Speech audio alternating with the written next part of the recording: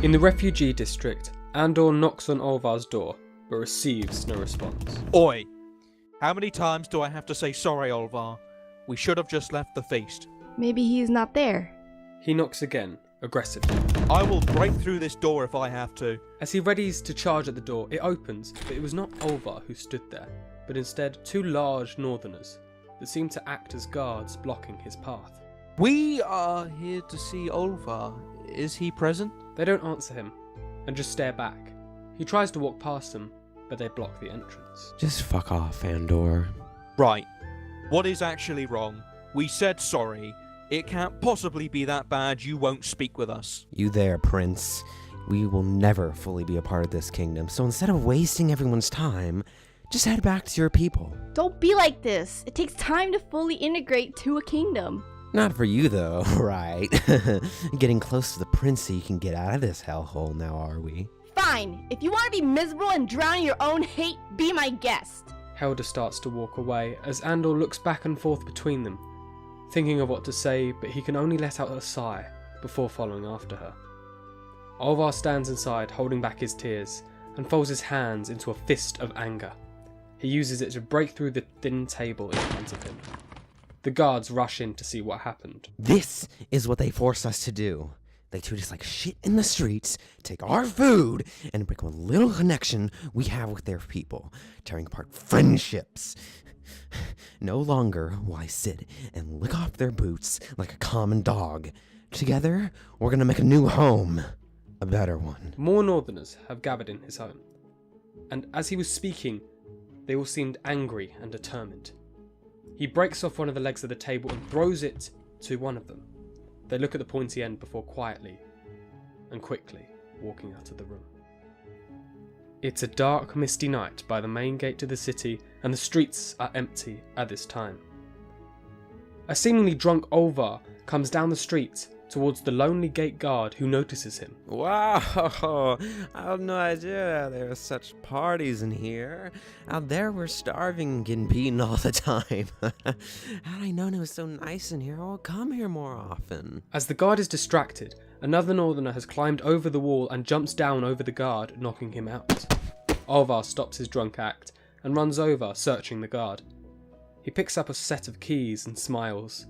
They open the gate and drag the body out from the city.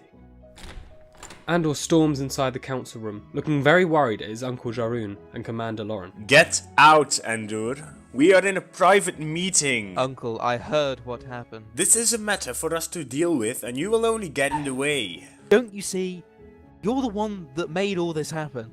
Jarun walks over to him and leads him outside the council room to talk with him personally.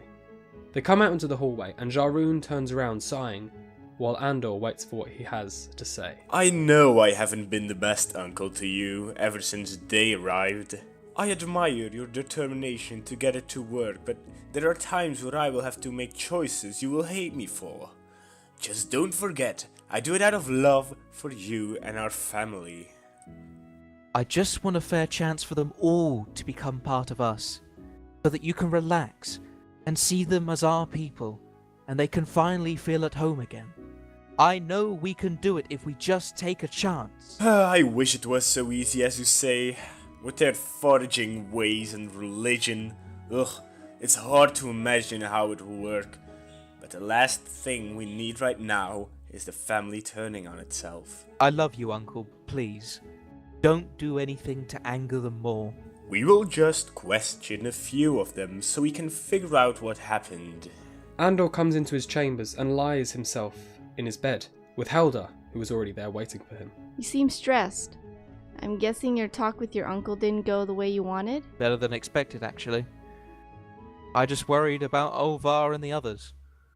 If only they'd speak to us again.